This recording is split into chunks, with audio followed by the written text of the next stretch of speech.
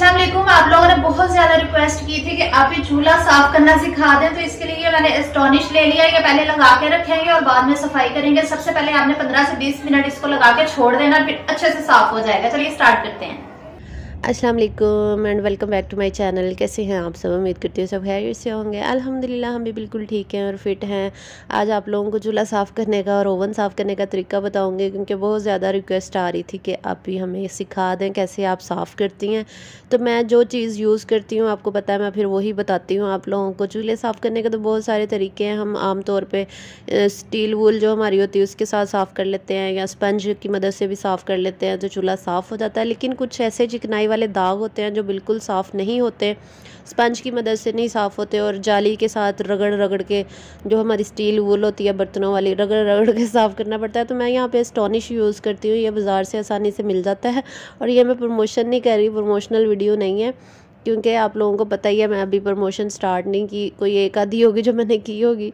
तो ये एस्टोनिश ये 400-500 का मिल जाता है, 450 का आई थिंक मिला था ये मुझे। तो इसके ऊपर ना कुकिंग रेंज की पिक्चर बनी होती है, ये बॉटल सी होती है। एस्टोनिश है इसका नाम, मैं मेंशन भी कर दूँगी एस्टोनिश लिख के, तो आपको समझ आ जाएगी। ग्रोसरी स्टोर से आराम से मिल जाता है और महीना डेढ़ आराम से चल जाता है। इसको लगा के छोड़ देना होता है आधा घंटा, और उसके बाद जब आप साफ़ करेंगे ना तो चिकनाई आराम से उतर जाती है। मुझे ज़्यादा खपना नहीं पड़ता, क्योंकि जब हम ज़्यादा खाना बना रहे होते हैं, मेहमान वगैरह आ जाएं, तो कुकिंग रेंज हो चाहे चूल्हा हो, तो बहुत ज़्यादा चिकनाई जम जाती है और ब्लैक हो जाता है। कभी दूध या फिर चाय भी अक्सर गिर जाती है, तो फिर वो जम जाता है। अगर आपकी चाय भी गिर गई है ना चूल्हे के ऊपर, आप एस्टोनिश लगा के रखेंगे ना 15-20 मिनट, तो वो आराम से उतर जाएगी स्पंज से।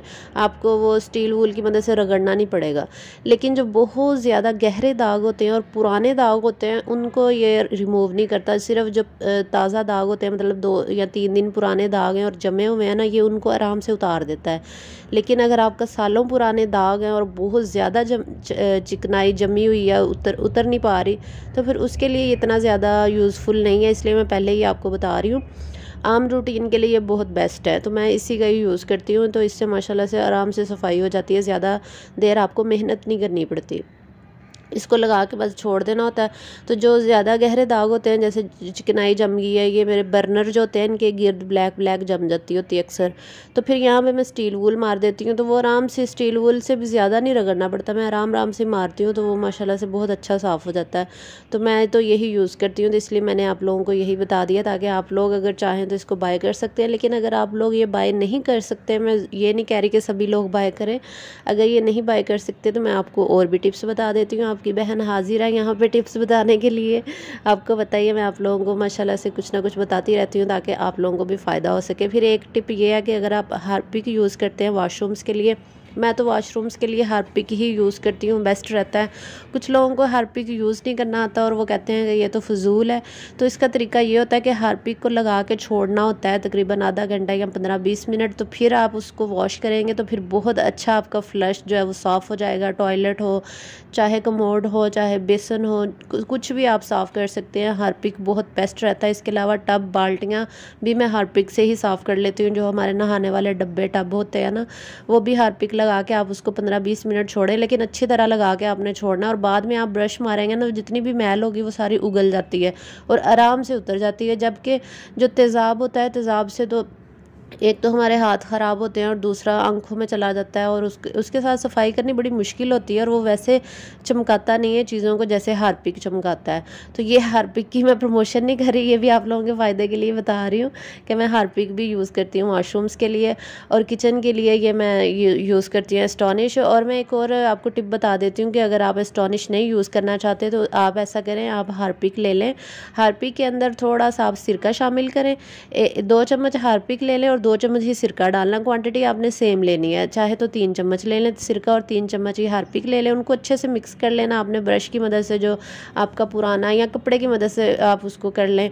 हैंड पे ग्लव्स पहन के, ताकि आपके हाथों में ना लगे। फिर आपने अपने बर्नर, चूल्हे, सारी जगहों पे लगा देना है उसको, सिरका और हार्पिक मिक्स करके। उसके बाद आपने बेकिंग सोडा, जो मीठा सोडा होता है, एक तो बेकिंग पाउडर होता है वो नहीं आपने लेना, बेकिंग सोडा लेना है जिसको मीठा सोडा भी कहते हैं। वो लेके तो फिर आपने जहाँ जहाँ हार्पिक और सिरका लगाया होगा उसके ऊपर सारे छिड़क देना। छिड़कने के बाद आधा घंटा छोड़ दें, 20 मिनट एटलीस्ट उसको छोड़ दें। उसके बाद आप देखेंगे कि जितनी भी मैल होती है वो सारी उगलना शुरू हो जाती है। आपने बर्नर भी उसमें डाल देने चूल्हे के। इसके अलावा ये जो ऊपर के स्टैंड होते हैं, ये भी, स्टैंड के बारे में भी मेरी बहुत सारी बहनों ने पूछा था, आप जी ये जो ब्लैक कलर के स्टैंड होते हैं इनको कैसे वॉश करें। तो यही तरीका है, आप ऐसा करें, एक टब बड़ा ले लें जिसमें ये स्टैंड पूरे आ जाते हों, तो उसके अंदर आप डाल लें, हार्पिक डाल लें, थोड़ा सा सिरका डाल लें और उसको भिगो के रख दें। थोड़ा सा बेकिंग पाउडर उसमें, सॉरी बेकिंग सोडा उसमें डाल के तो उसको भिगो के रखेंगे ना आधा घंटा। उसके बाद आप बर्नर के ऊपर ब्रश मारेंगे ना तो वो देखना आपका ऐसे साफ़ होगा कि जैसे कभी गंदा हुआ ही नहीं था। तो ये भी बहुत अच्छी टिप्स होती हैं इसको साफ़ करने की। इसके अलावा आपकी जो टैब्स होती हैं, किचन की टैब्स होती है जहाँ हम बर्तन वगैरह वॉश करते हैं, सिंक होता है, इसके अलावा सिंक की टैब होती है, वॉशरूम की टैब्स के लिए भी मैंने एक रेमेडी आप लोगों को पहले भी बताई थी। तो चलिए मैं वो भी बता देती हूँ, लेकिन इससे पहले आपसे गुजारिश है कि अगर आपने मेरे वीडियो को लाइक नहीं किया तो जल्दी जल्दी लाइक कर दीजिएगा, और चैनल पर नहीं है तो सब्सक्राइब ज़रूर कीजिएगा ताकि आप कोई भी मज़े का व्लॉग मिस ना करें और कोई भी टिप आपसे रह ना जाए क्योंकि आपको पता है आपकी बहन जो है वो कितनी मज़े की टिप्स जो है वो आपको बताती रहती है। तो जल्दी जल्दी व्लॉग को लाइक कर दिया करें और चैनल को भी सब्सक्राइब कर लिया करें, और ज़्यादा से ज़्यादा वीडियो को भी शेयर किया करें ताकि बहुत सारी आपकी जो फ्रेंड्स फैमिली है वो भी मेरे व्लॉग से फ़ायदा उठा सकें। तो आपको मैं टैब्स वगैरह साफ़ करने का भी यहाँ पे टिप बता रही थी कि आपने लेना है बेकिंग सोडा, मीठा सोडा जिसको कहते हैं, वो आसानी से मिल जाता है, 20 रुपये का, 50 रुपये का, इतना ज़्यादा आ जाता है। फिर उसके अंदर आप मैक्स लिक्विड डाल दें, उसको मिक्स कर लें अच्छे तरीके से, मैक्स लिक्विड और बेकिंग सोडा को डाल के। साथ में आपने थोड़ा सा सर्फ भी डाल देना। फिर आपने अपनी टैब्स वगैरह जो होती है उनको लगा देना है, सिंक को लगा देना है, और इसके अलावा वॉशरूम की टैब्स को भी लगा के छोड़ दें 15-20 मिनट। उसके बाद आप ब्रश मारेंगे ना या फिर स्पंज की मदद से साफ़ करेंगे तो वो सारी मैल उगल जाएगी और चमक जाएंगी आपकी टूटियाँ आपकी टैब्स, और इसके अलावा सिंक चमक जाएगा। जितने भी आप शेल्फ भी चमका सकते हैं, जो आपकी किचन ये होती है किचन काउंटर, उसको भी चमका सकते हैं। इसके अलावा ओवन चूल्हे के लिए भी वो बेस्ट रहता है, और ओवन चूल्हे के लिए मैंने आपको 3 तरीके बता दिए हैं। अब आप लोगों ने खुश हो जाना कि आप इतनी मज़े की टिप्स आप लोगों को जो है वो शेयर करती है। अच्छा तो ये जो ओवन है ये भी मैं इसी तरीके से ही साफ़ करती हूँ, एस्टोनिश की मदद से, या फिर जो मैंने आपको 2 टोटके बताए हैं वो आप यूज़ कर सकते हैं यहाँ पे। तो यहाँ पे भी मैंने एस्टोनिश लगा के ओवन को छोड़ दिया था, फिर उसके बाद मैंने इसको साफ़ कर लिया। वैसे एक और तरीका भी होता है ओवन साफ़ करने का, वो भी मैं आपको बता देती हूँ क्योंकि मैं आप लोगों को टोटके तो बताना मेरा फ़र्ज़ होता है इसलिए अच्छा, ओवन साफ़ करने का दूसरा तरीका ये है कि आप सिरका ले लें, थोड़ा सा किसी प्याली में डाल लें, चीनी की प्याली में या शीशे की प्याली में, क्योंकि कुकिंग ये जो ओवन होता है इसके अंदर प्लास्टिक के बर्तन बिल्कुल ना यूज़ किया करें, ख़ासतौर पर डिस्पोजेबल बर्तन तो बिल्कुल ना यूज़ करें। प्लास्टिक को तो आपने दूर भगाना है ओवन से, ये बहुत नुकसानदेह है, कैंसर का बाइस बनती है। अगर आप प्लास्टिक के बर्तनों में खाना गर्म करते हैं तो बिल्कुल गर्म करना छोड़ दें। आप हमेशा चीनी और ये जो माइक्रो सेफ बर्तन होते हैं वो यूज़ किया करें, शीशा हो गया, इस तरह के बर्तन, शीशा और चीनी का ज़्यादा इस्तेमाल किया करें बर्तनों को माइक्रोवेव करने के लिए, और ढक के गर्म किया करें कुछ भी, और पानी और दूध ख़ास तौर पे इन चीज़ों का ध्यान रखा करें। अच्छा, तो माइक्रोवेव को साफ़ करने का एक दूसरा तरीका मैं आपको ये बता रही थी कि आपने सिरका और पानी की एक जैसी क्वांटिटी लेके ना ओवन के अंदर रख देना है, किसी प्याली के अंदर डाल के, और ओवन को 30 सेकंड के लिए चला दें या 1 मिनट के लिए चला दें। 30 सेकंड के लिए चलाएंगे ना तो वो सारी भाप जो है होती है ना वो सारी ओवन में फैल जाएगी उसकी सिरके की, तो फिर आप कपड़ा मारेंगे ना तो आसानी से सारी चिकनाई उतर जाएगी। ये भी एक अच्छा तरीका है। इसके अलावा ये जो होती है मशीन्स हमारी होती हैं, ये ब्लेंडर वगैरह होता है, तो इनकी सफाई का भी ख्याल रखा करें कि वीक में एक दफ़ा इसको भी बहुत अच्छे तरीके से साफ़ कर लिया करें, क्योंकि इन चीज़ों का जब आप ख़ास तौर पे ध्यान रखते हैं ना वो तो आपका किचन बिल्कुल साफ़ सुथरा रहता है। आपकी जितनी भी ये इलेक्ट्रॉनिक्स की अप्लाइंसेस होती हैं, जैसे चॉपर हो गया, ये ब्लेंडर हो गया, फिर इसके अलावा जूसर मशीन हो गई, ओवन हो गया, माइक्रोवेव हो गया, चूल्हा हो गया, ये मेन चीज़ें हमारी होती हैं और इनको साफ़ रखना बहुत ज़रूरी होता है। फिर इसके अलावा हमारा जो बेलन होता है वो भी वीक में 1 से 2 दफ़ा उसको भी वॉश कर लिया करें। इसके अलावा जो शेल्फ़ हमारी होती है, ये वैसे तो हम रोज़ इस पर कपड़ा मार के साफ़ कर ही देते हैं, लेकिन वीक में 1 दफ़ा इसकी डीप क्लीनिंग भी किया करें। वो ये होता है कि आप इसमें इसके ऊपर सोप लगा के फिर उसको वो जो स्टील वूल होती है वो मार लिया करें ताकि ये बिल्कुल चमक जाए। वीक में 1 दफ़ा इसकी सफाई भी ज़रूर किया करें, बहुत अच्छे तरीके से ये साफ़ हो जाता है। तो मेरी ये जो ब्लेंडर है ये साफ़ नहीं हो रही थी, तो यहाँ में मैंने ब्रश का भी यूज़ कर लिया, क्योंकि मैंने इसको कोई ख़ास चीज़ नहीं इसके ऊपर अप्लाई की, स्टॉनिश वगैरह नहीं किया, सिर्फ स्पंज की मदद से जो हमारा सोप है बर्तन धोने वाला, बस वो स्पंज लगाया था मैंने। और इसको इसके जो वायर्स हैं और इसके स्विच हैं, ओवन का स्विच है और इसका स्विच है, ये तारें इसकी ये भी मैं साफ़ करती रहती हूँ साथ साथ, तो इसका भी ख़ास ख्याल रखा करें। वीक में 1 दफ़ा तो इन चीज़ों की लाजमी सफाई किया करें ताकि आपका किचन जो है वो चमकता धमकता रहे और लोग भी आपकी तारीफ़ें करें, देखने वाले कि माशाल्लाह कितनी सुगड़ खातून है, कितना सफाई का ख्याल रखती है। तो आपको पता है आपकी बहन फिर आप लोगों के लिए इस तरह के मज़े मज़े के टोटके जो है वो शेयर करती रहती है, मज़े मज़े के टिप्स जो है माशाल्लाह से इतना आप लोगों का प्यार मिलता है ना, तो जिसकी वजह से मैं मजबूर हो जाती हूँ कि मैं आप लोगों के साथ सारी चीज़ें शेयर करती रहूँ। तो इंशाल्लाह फ्यूचर में भी आप लोगों के साथ सब कुछ शेयर किया करूँगी, तो इसलिए आप लोगों ने मेरे साथ कनेक्टेड रहना छोड़ के नहीं जाना और चैनल को सब्सक्राइब कर लेना अगर आप चैनल पे न्यू हैं। तो चलिए आज आपके क्वेश्चंस के भी आंसर करती हूँ, जिस बहन ने मुझसे क्वेश्चंस पूछे थे, क्योंकि पिछले व्लॉग में मेरे थोड़े से क्वेश्चंस जो है वो रह गए थे, मैं आप लोगों को सारे नहीं बता सकी थी, तो मेरी बहनें कुछ नाराज़ फिर हो जाती हैं कि आप हमें बताती नहीं है। मैंने इतनी दफ़ा आपको मैसेज किया आपने, लेकिन मेरे क्वेश्चन का आंसर नहीं दिया। तो मेरी एक सिस्टर है, उन्होंने कहा था कि आप भी मुझे शाउट आउट दे देना, फैशन ब्यूटी एंड लाइफस्टाइल ने कहा था। तो आप लोग फैशन ब्यूटी एंड लाइफस्टाइल का चैनल जो है वो ज़रूर विज़िट कीजिएगा, इनकी वीडियोस को देखिएगा और इनको सपोर्ट की ज़रूरत है, तो आपने इनको सपोर्ट करना है। और जान डोल ने कहा था कि आप ही मेरा भी मैसेज देख लिया करें आप रिप्लाई नहीं करती। तो मेरी जान डोल मेरी जानो आपको मैंने रिप्लाई कर लिया, आपका नाम भी मैंने ले लिया, बाबूश है। अच्छा जी, इसके अलावा मुझे मिर्ज़ा किंग ने कहा था कि माशाल्लाह आप बहुत मोटी नहीं लगती, प्यारी लगती हैं अच्छा जी, वैसे मेरा वेट इतना कम तो नहीं है जो आप ऐसे कह रही हैं मिर्ज़ा किंग अकाउंट से मेरी एक सिस्टर है, वो मैसेज करती हैं, कमेंट्स करती रहती हैं। जितनी भी मेरी सिस्टर्स कमेंट्स करती हैं ना, वो मेल के आईडी से कमेंट्स आ रहे होते हैं, तो मुझे लगता है कि शायद मेल ने कमेंट किया, लेकिन वो मेरी सिस्टर्स होती हैं जो अपने भाई के अकाउंट से या फिर हस्बैंड के अकाउंट से जो है वो कमेंट्स वगैरह करती रहती हैं। तो यहाँ पर मैं अबिहा के साथ खपने लगी थी, इसको आज वॉश नहीं किया था, इसको नहलाया था आज इसकी वॉशी करवाई थी। तो यहाँ पे इसके बाल देखें। तो मेरी कुछ बहनों ने कहा था कि आप अबिहा की क्या हेयर केयर रूटीन करती हैं, वो भी हमारे साथ शेयर करें। तो वैसे इसकी कोई ख़ास हेयर केयर रूटीन तो नहीं है मेरी जो मैं करती हूँ, तो बस ये होता है कि मैं इसको वीक में 1 दफ़ा एलोवेरा कभी कभी लगा देती हूँ, फिर नहलाने से पहले मैं सरसों का ऑयल लगा देती हूँ, या फिर वो मुझे PR रिसीव हुआ था जो पैकेज ऑर्गेनिक ऑयल उन्होंने भेजा था, या फिर आजकल मैं वही लगा रही हूँ, वो भी अच्छा ऑर्गेनिक हेयर ऑयल है। तो वो ये वाला जो आपको सामने नज़र आ रहा है, आजकल इसको यही लगा रही हूँ नहलाने से पहले, और ये माशाल्लाह से अच्छा है, ऑर्गेनिक है हेयर ऑयल। तो इसको भी अगर आप बाय करना चाहें तो बाय कर सकते हैं, और अगर आप प्रोमो कोड आलिया 10% यूज़ करेंगे तो ये आपको 150% का जो है वो डिस्काउंट भी देंगे तो आप ये बाय कर सकते हैं। इन्होंने कहा था कि इनके जो हेयर ऑयल है इससे बाल बहुत चमकदार और घने, शाइनिंग और गिरने से भी, बालों को गिरने से ये रोकता है, और इसके अलावा डैंड्रफ के लिए भी अच्छा है और डैमेज हेयर के लिए भी। आज माशाल्लाह से अबिहा ने बहुत अच्छे से कंघी करवा ली है, क्योंकि मैंने इसको ऑयल पहले लगाया था नहलाने से, और ये इसके पीछे पीछे भाग के मुझे इसकी कंघी करनी पड़ती है। ये देख लें, इसके एक्शन मार रही है। कल गन लेकर आई थी नहीं, तो कहती है मम्मा मैं ना पुलिस वाली बनी हुई हूँ, तो आप मेरी वीडियो बनाए। तो यहाँ पर ग्लासेस पहन के गन पकड़ के तो पता नहीं कौन सा डायलॉग मार रही थी, तो कह रही थी कि मेरी वीडियो बना ले, फिर मैंने इसकी वीडियो बनाई तो यही थी इसकी हेयर केयर रूटीन। या फिर कोकोनट जो ऑयल होता है ना, वो भी बच्चों के लिए बेस्ट रहता है, वो भी आप बच्चों को यूज़ करवा दिया करें, वो भी अच्छा होता है। तो आज मैंने अपनी बहनों को ख़ास तौर पे एक रेसिपी देनी है जिसकी बहुत ज़्यादा रिक्वेस्ट आ रही थी, आप ही कोफ्ते बनाना सिखा दें, आप कैसे बनाती हैं। तो इंशाल्लाह आज कोफ्ते बनाना भी आप लोगों को सिखाने हैं। तो कोफ्तों के लिए मैंने यहाँ पे 500 का बोनलेस चिकन मंगवाया था। ये और ये मैंने जो बोनलेस का पीस होता है ना, वो ये सारा वही है। और इसके मैंने मोटे मोटे से पीसेस कर लिए, क्योंकि इनको चॉप करना है। चॉप करते हुए हम बिल्कुल पूरा ऐसे ही चिकन नहीं डालते, इसको छोटे छोटे पीसेस में कर लेना चाहिए।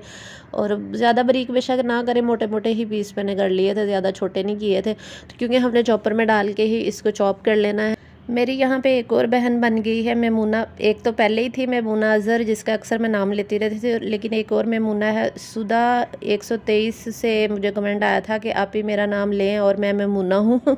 ठीक है, मेरी बहन मेमूना, प्यारी सी क्यूट सी डॉल।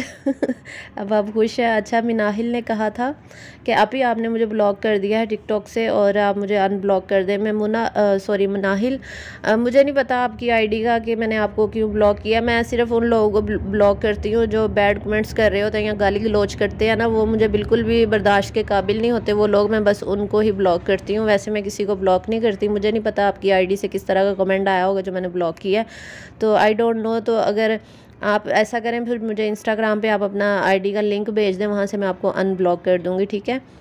मेरी एक और सिस्टर का कमेंट आया था कि आप ही मेरा नाम भी ले दें, मेरा नाम है अलीज़ा अंजुम।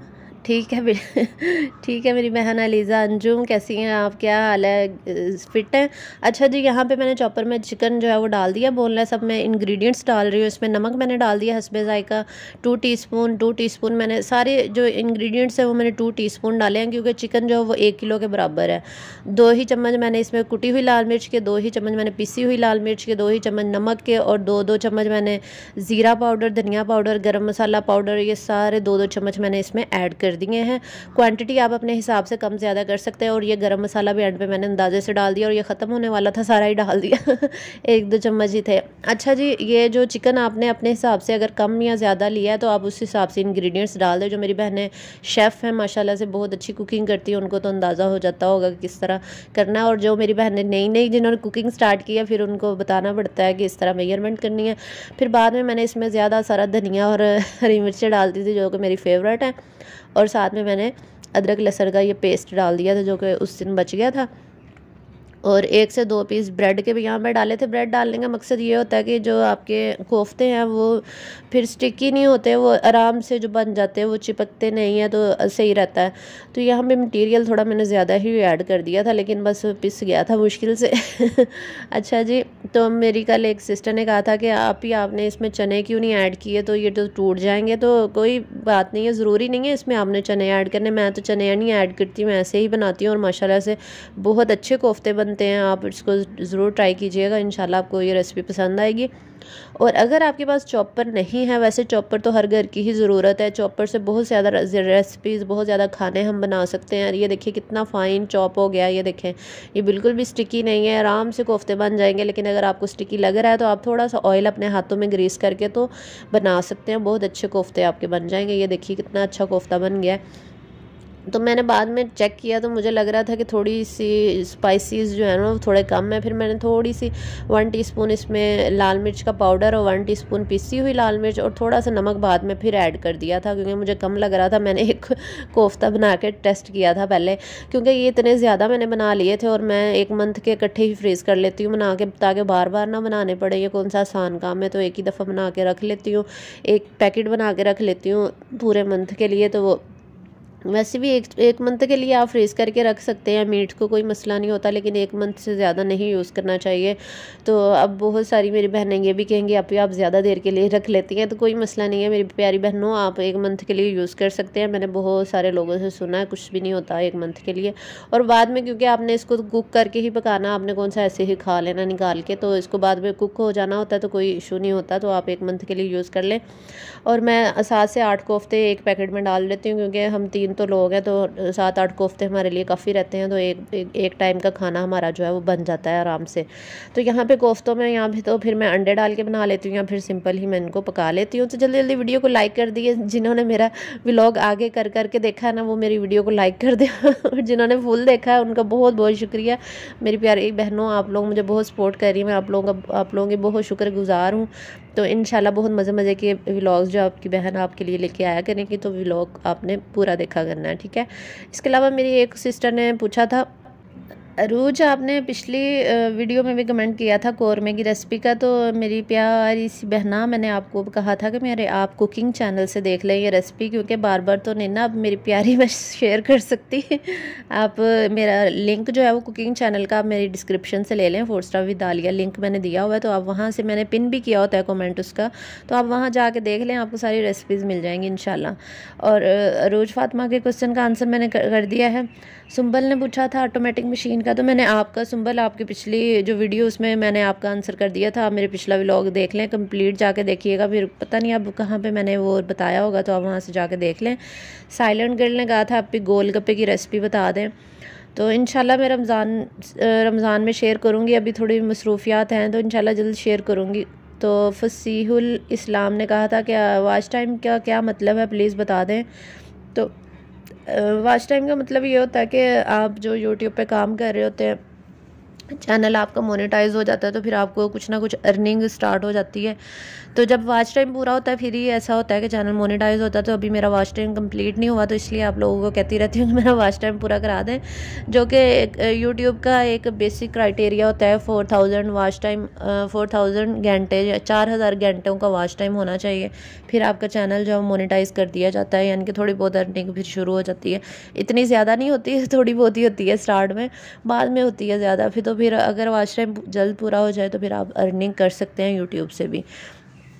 इसको कहते हैं वॉच टाइम। 4000 घंटे जब लोग आपकी वीडियोस देख लेते हैं, फिर ही आपका चैनल मोनेटाइज होता है। इसके अलावा 1000 आपने सब्सक्राइबर कंप्लीट करने होते हैं। तो यहाँ पे मैं जिपलॉक बैग में 8 या 9 कोफ्ते जो है वो डाल रही हूँ। ये 4 से 5 पैकेट जो है वो कोफ्तों के बन चुके थे, और शेफ़ अबीहा हमेशा की तरह मेरे साथ लगी होती है, और ये कह रही थी कि मैंने इसमें ऐड करने हैं कोफ्ते।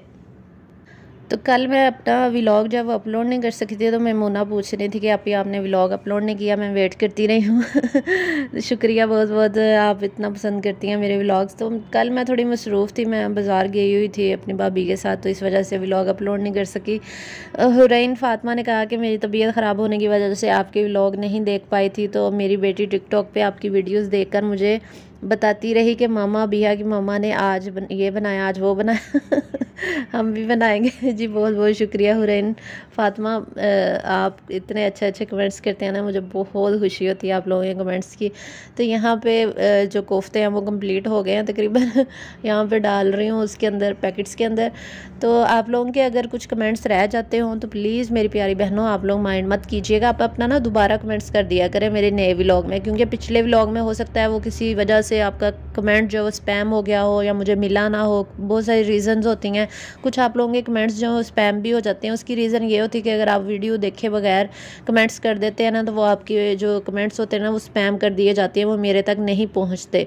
वहाँ आपको तो नज़र आ रहे होंगे कि आपने कमेंट किया हुआ, लेकिन वो मुझे नज़र नहीं आएगा, क्योंकि वो यूट्यूब की ऑटोमेटिक सिस्टम है, वो स्पैम कर दिए जाते हैं। तो इसलिए आपने वीडियो देख के फिर कमेंट करना होता है। एटलीस्ट 5-6 मिनट की वीडियोज़ लाजमी देखा करें। मैं ये नहीं कह रही कि आप मेरा पूरा व्लॉग देखें, लेकिन 5-6 मिनट की वीडियो देख के फिर कमेंट किया करें, ताकि आपका कमेंट जो है वो स्पैम ना हो और मेरे तक पहुंच जाए। जिन मेरी बहनों के कमेंट्स मेरे तक नहीं पहुंचे, तो उनकी ये भी रीज़न हो सकती है, तो इसलिए देख के फिर किया करें और वीडियो को लाइक भी कर दिया करें। अच्छा जी, तो आज मैंने वैसे प्रॉपर रेसिपी तो शेयर नहीं की, लेकिन मैंने कोफ्ते बनाए थे आज सालन, बाकी मैंने सेव कर दिए थे 4 से 5 पैकेट, और 1 पैकेट जो मैंने बना लिया था। ये छोटे बड़े हैं जो अबीहा ने बनाए थे। तो क्योंकि शेफ़ ने मेरे साथ काम करवाना होता है, तो यहाँ पे प्याज़ों को मैंने ब्राउन कर लिया था, और ये थोड़ा थोड़ा नीचे लग गया था जब ब्राउन किए थे। तो फिर मैंने प्याज ब्राउन करने के बाद निकाल लिया, और टमाटर और प्याज दोनों ग्राइंड कर लिया। फिर मसाला मैंने डाला ऑयल के अंदर, क्योंकि कोफ्ते तो मैंने पहले ही फ्राई कर लिए थे। फिर सारे मसाले मैंने इसमें डाल दिए, जैसे कि हल्दी है, कुटी हुई लाल मिर्च, पीसी हुई लाल मिर्च, नमक, जितने भी आप मसाले डालते हैं हस्बे ज़ायक़ा इसमें ऐड कर से मैंने 1 टीस्पून डाल दिया। और मसाले को बहुत अच्छे तरीके से आपने भूनना है, ताकि ऑयल छूट जाए। अगर अच्छे तरीके से भूनेंगे फिर ही ये अच्छा बनेगा, वरना मज़े का नहीं बनेगा। तकरीबन 15-20 मिनट आपने मसाले को भूनना है बहुत अच्छे तरीके से। फिर इसमें आप चाहे तो आलू डाल लें, खाली कोफ्ते बना लें, कोफ्ता अंडा बना लें, जो मर्ज़ी बना लें। मैं खाली कोफ्ते अंडे बनाऊं तो बहुत मज़े के बनते हैं। आज मैंने 1 आलू ऐड कर दिया था बिहा के लिए, वैसे आलू नहीं ऐड करना चाहिए, आप खाली कोफ्ते और अंडे बनाएं, बहुत ही मज़ेदार बनता है। तो ये तो था आज का छोटा सा व्लॉग, उम्मीद करती हूँ आपको पसंद आया होगा। व्लॉग को अगर लाइक नहीं किया तो लाइक कर दिए, चैनल पे न्यू है तो सब्सक्राइब कर ले। फिर मैंने पका लिया था अच्छे तरीके से 15 से 20 मिनट के लिए और हल्की हल्की ग्रेवी रख ली और एंड पे मैंने अंडे डाल दिए, तो ये बहुत मज़े का बन गया था। आज यहाँ पे हरा धनिया नहीं था और गरम मसाला पाउडर भी ख़त्म हुआ था, वरना एंड पे मैं ये ज़रूर डालती होती हूँ। तो इंशाल्लाह नेक्स्ट व्लॉग के साथ आप लोगों के साथ मुलाकात होगी। अल्लाह हाफिज़।